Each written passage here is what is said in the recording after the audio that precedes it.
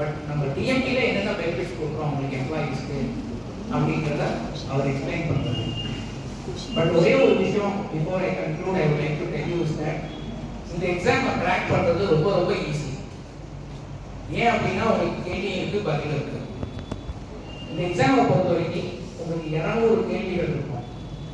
200 questions to be attempted in 2 hours time, 120 minutes. Best of the best students கூட first attemptல 200 questions எழுத முடியாது. So இந்த எக்ஸாமை track பண்ணுறதுக்கு ஒரே வழி வந்து ப்ராக்டிஸ் தான். ஐபிபிஎஸ் எக்ஸாம் போட்டு நீங்கள் ஒரு கூகுள் சர்ச்சோ இல்லை யூடியூப் சர்ச் போட்டிங்கன்னா thousands of question papers இருக்கும்.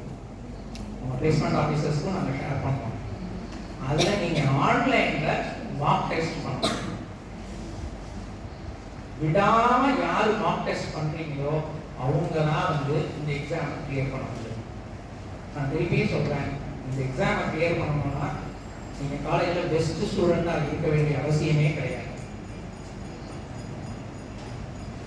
என்ன இன்னைக்கு டேட்டுக்கு என்ன பொறுத்த வரைக்கும் அப்படின்னா, நான் வாழ்க்கையில ஜெயிப்பேன், நான் என் சொந்த முயற்சியில எங்க அம்மா அப்பாவை விட நான் ஒரு பெட்டர் பொசிஷனுக்கு போவேன் அப்படின்னு யாரு ஒரு விஷயம் வச்சிருக்கீங்களோ அவங்க வந்து ஒரு 45 days விடா முயற்சியா பண்ணி சினிமா போறது, சோசியல் மீடியா, இன்ஸ்டாகிராம் எல்லாத்தையும் ஒரு 45 days தள்ளி வச்சிருக்கேன்.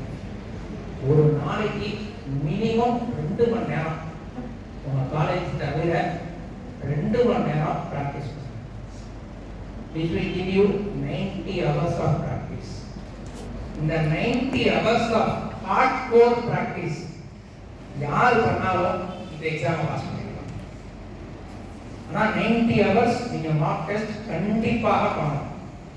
நல்லா ஞாபகம் வச்சுக்கோங்க, இந்த 90 hours உங்க வாழ்க்கையவே அப்படியே மாற்றிடும். சொசைட்டியில ஒரு பேங்க் ஜாப் அப்படிங்கிறது ஒரு மிகப்பெரிய ஸ்டேட்டஸ் சிம்பல்.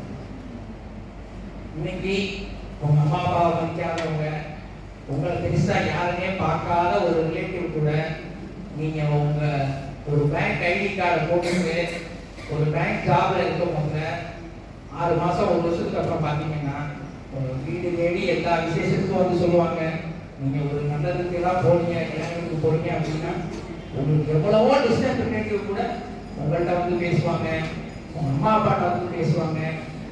சொசைட்டியில உங்க ஃபேமிலியோட லைஃப் ஸ்டைலே மாத்திடுவாங்க. ஆனா அது இப்போ உங்க கையில தான். 1:3 is the ratio and 90 hours of study. நான் ஒன்றும் நீங்க காலேஜ் ஃபர்ஸ்ட் இருக்கிறவங்க தான் எடுப்பேன், காலேஜ்ல டாப் 10 ரேங்க் இருக்கிறவங்க தான் எடுப்பேன், அதெல்லாம் எதுவுமே சொல்லலை. யாரு வாழ்க்கையில சொந்த காலில் நின்று என்னோட முயற்சியில வெற்றி பெறணும் அப்படின்னு நினைக்கிற யாருனாலும் சரி, விடா முயற்சியில படிச்சு மேல வரணும் அப்படின்னு நினைச்சீங்கன்னா நெக்ஸ்ட் 45 days கண்டினியூஸா ஒர்க் பண்ணுங்க. 200% இந்த எக்ஸாமை கிளியர் பண்ணலாம். டிஎம்பி வந்து ஒரு ரொம்ப ரொம்ப எம்ப்ளாயி ஃப்ரெண்ட்லி பேங்க். எங்களோட அட்ரிஷன் ரேட்டுன்னு பார்த்தீங்கன்னா ஒன்லி 3%.